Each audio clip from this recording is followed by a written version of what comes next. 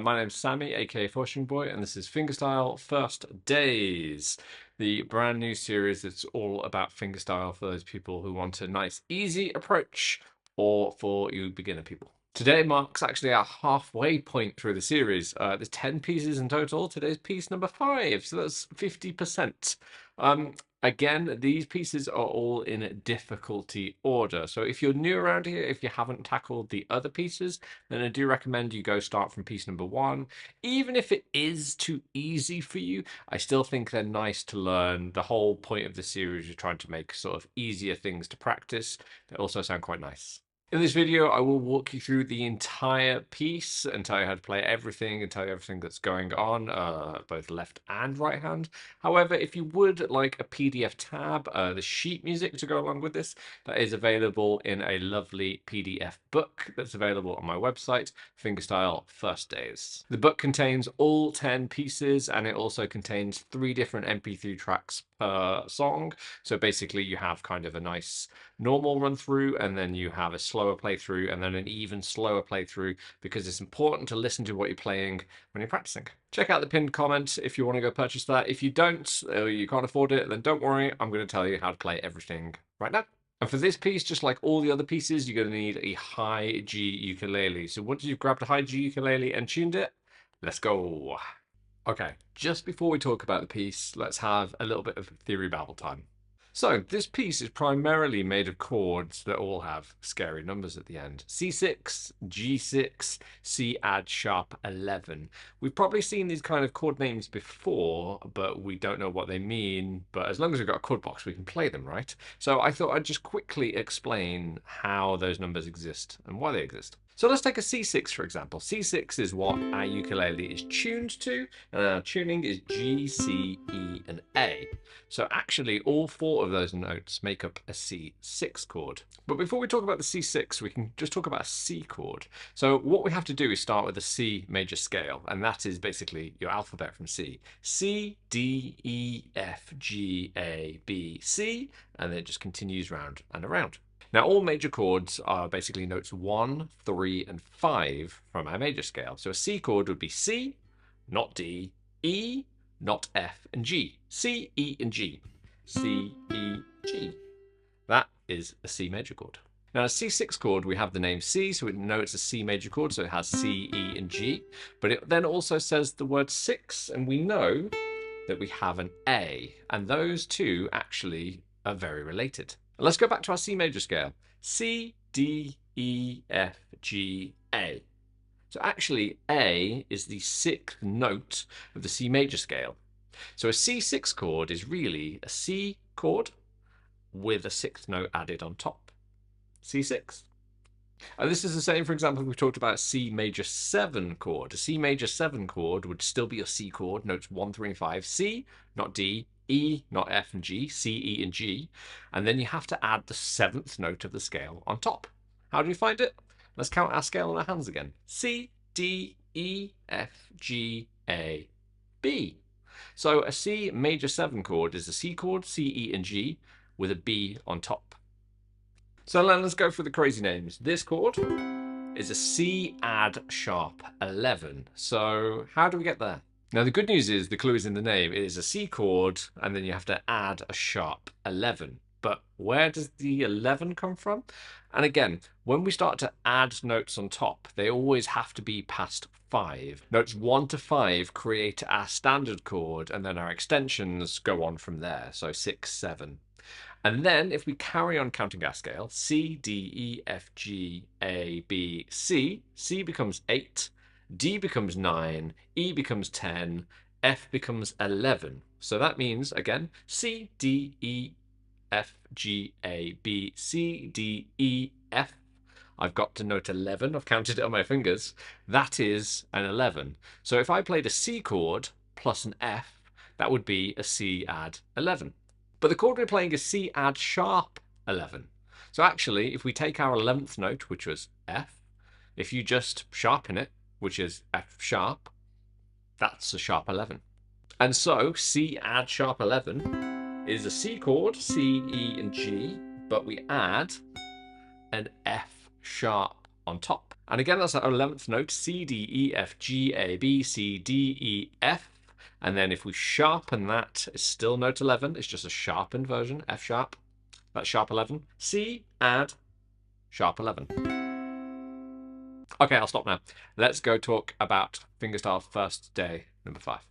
Okay, so I wrote piece number 5 to basically create a constant pattern on the right hand, whilst our left hand is constantly moving up and down the fretboard, and nothing will hopefully interrupt this hand. And that's the big test of this piece. You essentially have to sit there for the whole piece doing this picking pattern, whilst your left hand does all the work, but nothing can interrupt that right hand pattern. And so speaking of that right hand pattern, it's a 4-note pattern. And essentially what we're going to do is we're going to pluck the C string. I'm using my thumb to pluck that. Then you pluck the E string. I use my index. Pluck the A string. I use my middle. And then back to my thumb for the G string. So string wise, we're going C, E, A, G. And on a high G ukulele, that essentially means we go from the lowest note, C, then to our next highest, E, then to our highest, A, and then to our second highest. So it makes quite a nice arpeggio, C, E, A, G, rather than just playing G, C, E, A, which is kind of a mixture of pitches. It almost goes in pitch order when we go C, E, A, G. So if you have the sheet in front of you, you essentially look at every single bar and it will always be 2 of these patterns of 4. 1, 2, 3, 4, 1, 2, 3, 4. But really the 8th note, so we are counting 1 and 2 and 3 and 4 and. So just like the rest of my fingerstyle, I will always use my thumb to pluck the G and C strings, and I'm always using the index finger for the E and the middle finger for the A. If you do it differently, that's totally fine, mate. It's absolutely fine. I'm just telling you how I do it. You do not have to copy me. So we kick off into bar 1, and we need a C6 chord, which is all the open strings. That's very nice for us. Now, again, I just spoke about this last time, but even though we've got all the open strings, just make sure that your finger thigh here is what I call it, the chunky bit of your index finger, your pointer finger is supporting the ukulele there. So we still want a good grip on it. If you're wearing a strap, that's another way, but I don't play with a strap unless I have to, so I'm always supporting it like this. So we're going to play that pattern that we just spoke about, and we're going to play C, E, A, G, and then we're going to play the exact same pattern straight after. C, E, A, G. And again, these are 8 notes, so it will be constant 1 and 2 and 3 and 4 and. And basically, we're going to be playing that pattern throughout the whole piece. You are never going to stop playing this. If somebody really needs you, then maybe stop, but if you're just at home practicing on your own, please don't stop. Keep going, keep doing this until you die, the world dies, or the ukulele dies. So for bar 2, we're going to play the same pattern with the C6, C, E, A, G. But then for the second pattern, we're going to change chord, and we're going to go to a G6 chord. If you've never played a G6 chord, it is a G major, and you just remove your ring finger, so that will be 0, 2, 0, 2. And again, G6 follows very much the rules of same as C6, so it's a G chord plus the 6th note from the G major scale, which is an E, which is there. So you're going to pop that chord on. I'm using my index and middle fingers, but you are free to also kind of play it like a G7 if you prefer, and use your middle finger and ring finger. Try both, see which one you prefer, but they both work for this piece essentially. And once you drop that chord on, you're going to play the same pattern, C, E, A, G. So bar 2 has one pattern on C6, C, E, A, G, and then you drop on your G6, C, E, A, G. And that's it for our 2 bars. So bars 1 and 2, we go C, E, A, G, C, E, A, G, C, E, A, G, C, E, A, G. And that's our bars 1 and 2 complete. Now the excellent news is that bars 3 and 4 mirror bars 1 and 2, so they're exactly the same. So what you just did, we have to do twice in a row. So here is the complete line 1 played through. 3 and 4 and 1 and 2 and 3 and 4, and 1, and 2, and 3, and 4, and 1, and 2, and 3, and 4, and 1, and 2, and 3, and 4, and. Okay, so next we come to bar 5, which is the start of our line 2. We're going to start with our C6 pattern, and we're still going to, again, like I said, the right hand is going to continue playing this pattern. So C6 chord, we're going to play C, E, A, G. But then what I want you to do is you're going to put your index finger on the 2nd fret C string, and you're going to play your pattern again, C, E, A, G. Now, if you have problems, basically, if you're muting the strings with your index finger, because we have lots of open strings here, then you can also try your middle finger, because it might have a bit more bend, because it's right in the middle of your hand there.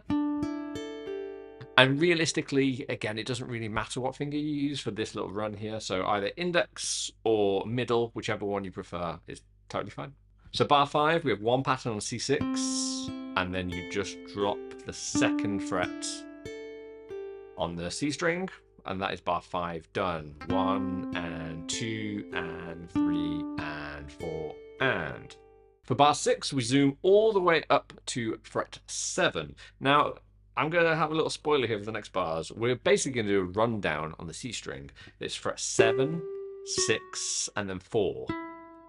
Now, if you used your index finger initially for this, what I do recommend is that you play the 7 with your ring finger on the C string, then the 6 with your middle, and then the 4 with your index finger. Now, again, that's only advice. You don't have to play it like that. You could 100%, if you use your middle finger up here, you can zoom up to the 7th fret with your middle finger still. So you play 7 with your middle, then play 6 with your index, and then you just have to move down 4 with your index. We're only playing one note at a time here, so again, fingering wise, there are no set rules, just play and whatever makes you feel the most comfortable. So for bar 6, I'm all the way up on fret 7 on the C string, and basically I'm going to play my pattern C, E, A, G, and that's followed then by I descend to the 6th fret on the C string, and I'm using my middle finger for this, and we play the same pattern, C, E, A, G. So bar 6 would go 1, and 2, and 3, and 4, and. And then for bar 7, we're coming down to the 4th fret on the C string with our index finger. We're going to play 2 of these patterns, C, E, A, G, C, E, A, G. And then for bar 8, we're going back up to the 6th fret. Now, weirdly for this, because I'm here, I'm actually going to use my ring finger to slam down on the 6th fret. I don't have to get rid of that index finger if I don't want to, but again, you could use your middle finger if you prefer. You could move up with your index finger. It's a tiny jump, so whatever feels comfortable. But either way, 6th fret on the C string, and then I'm going to play 2 of my patterns, C, E, A, G, C, E, A, G. Okay, so for that entire line 2, there's quite a lot of left-hand movement going on. Let me play it through just so you can follow the hand. 3, and 4, and 1, and 2, and 3, and 4, and 1, and 2, and 3, and 4, and 1, and 2, and 3, and 4, and 1, and 2, and 3, and 4, and. And again, this line is really going to test how much you can essentially play that line without it interrupting your right hand whatsoever.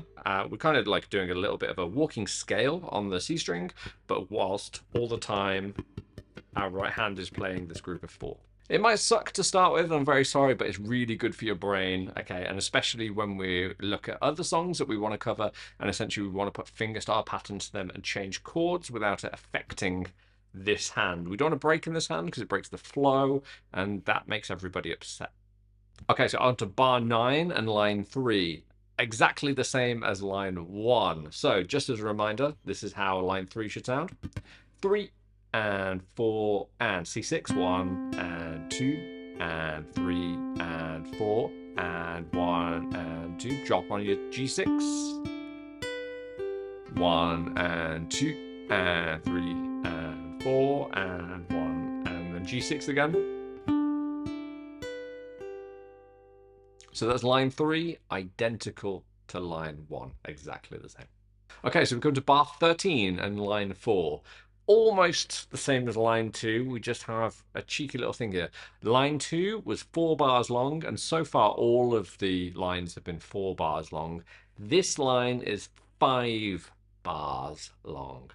Sometimes in music, as a composer, it's nice to put in an extra bar, so it makes it an odd number, just when you're trying to like create some suspense or really prove a point. And from the last chord, that's exactly what I'm trying to do here. So bar 13 is essentially the same as bar 5, but let's go through it. So we have C6, C, E, A, G. Drop your index finger onto the 2nd fret C string, C, E, A, G. We then, for the next bar, moved up to the 7th fret, and I use my ring finger for that on the C string, C, E, A, G. To the 6th fret on the C string, C, E, A, G.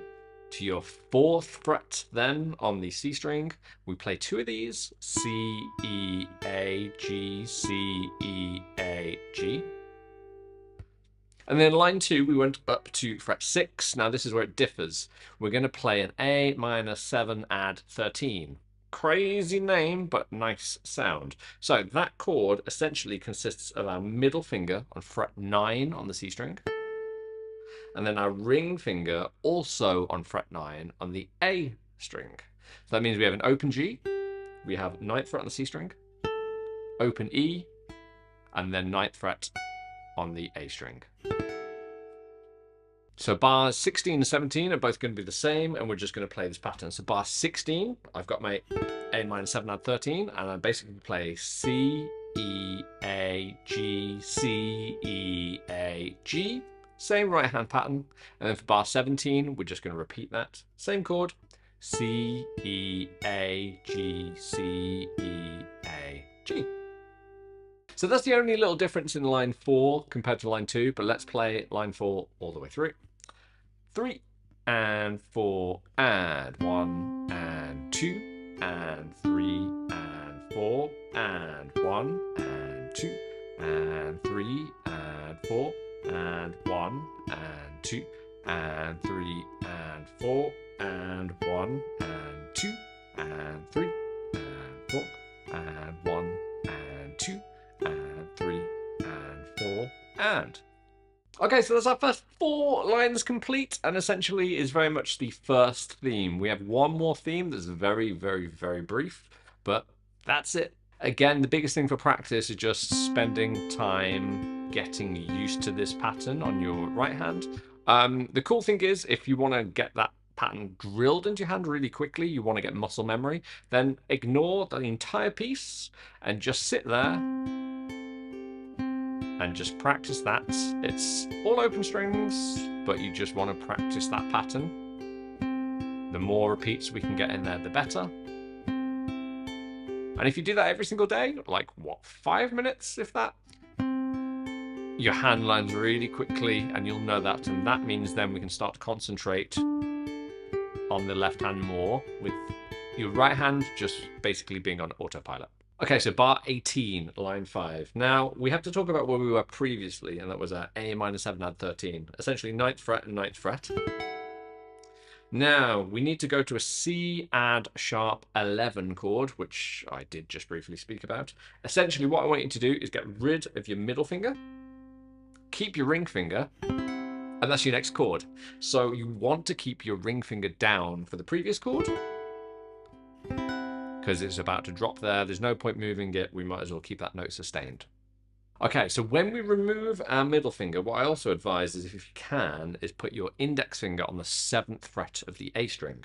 Yes, your ring finger's already there on the 9th fret, so it makes no sound, whether you add it or not, but it's there for when we have to remove it in a second, and it's just a cleaner transition. And again, you don't have to do this. You have got time to have your ring finger on the 9th fret and then drop the 7th when you move, but if you want a smoother transition, then basically keep that there. So bar 18, we're on our C add sharp 11, 0, 0, 0, 9. We're going to play our pattern, C, E, A, G. Then we're going to remove our ring finger, and like I said, hopefully we've got the 7th fret now fretted on the A string, and we're going to play the same pattern, C, E, A, G. So bar 18 should sound like this, C, E, A, G, C, E, A, G. Bar 19 might feel really familiar. We have to essentially get rid of everything for a C6, but we're going to have to come back to the G6. So as we get rid of our fingers, you essentially want to move your hand down here so you're ready to get to the G6. Don't just take your hand off and be like, woo, I'm having a lovely day. As you take it off, try and send it back down to the 2nd fret so you're ready for the G6. So bar 19 is C6, C, E, A, G, and then we drop on our G6, C, E, A, G. So bars 18 and 19 will sound like this. 1 and 2 and 3 and 4 and 1 and 2 and 3 and 4 and then bars 20 and 21 for the rest of the line is that again. So here is the entire of line 5 played. 3 and 4 and 1 and 2 and 3 and 4 and 1 and 2 and 3 and 4 and 1 and 2 and 3 and 4 and 1 and 2 and 3 and 4 and. Now between bars 19 and 20 we have a G6 and then C add sharp 11. One is on the 2nd fret, one is on the 9th fret. They are very, very, very far away. So how do we make that a smooth transition? So all I'll say in the start of bar 20, you play 2 open notes before you get to the 9th fret, and those open notes should be considered moving time. So here's my G6, and actually I'm treating that open G there as moving time also. We have 3 open notes that we get to go there, but I'd try and move as you're plucking the C and E strings here. You have plenty of time, but it's kind of a weird thing where you have to move and not let this hand break. That's what this whole piece is about, okay? It's basically making sure we can sit there and do that and nothing interrupts us. Okay, so line 6 is very much like line 4. So bar 22, C6, C, E, A, G. Drop my indexing on the 2nd fret of the C string, C, E, A, G. For my bar 23, up to the 7th fret on the C string, I'm using my ring finger, C, E, A, G.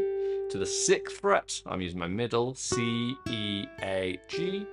Bar 24, down to the 4th fret of the C string, C, E, A, G, C, E, A, G. And then we're going to go all the way back to our A minor 7 add 13 chord, which was 0, 9, 0, 9. And again, I'm using my middle and my ring fingers for those. This time, we're only going to play 1 bar of that. Before, we played 2 bars. So that means once I've got my chord in place, I go C, E, A, G, C, E, A, G. So the whole of line 6 should sound like this.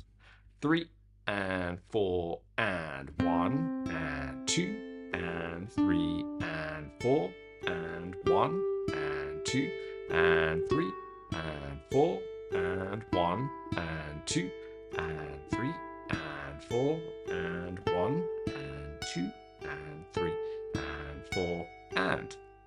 Line 7 is exactly the same as line 5, so that means we start off with our C add sharp 11, which is the 9th fret, on the A string with our ring finger. So that means we play our C, E, A, G.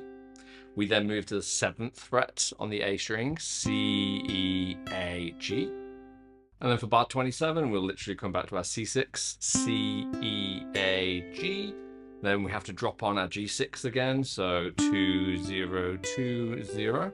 And then bars 28 and 29 will be exactly the same as what we just played. So back up to your A string, 9th fret, C, E, A, G, 7th fret, C, E, A, G, C6 all open, C, E, A, G, and then drop on that G6, C, E, A, G.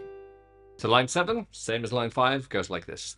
3 and 4 and 1 and 2 and 3 and 4 and 1 and 2 and 3 and 4 and 1 and 2 and 3 and 4 and 1 and 2 and 3 and 4 and.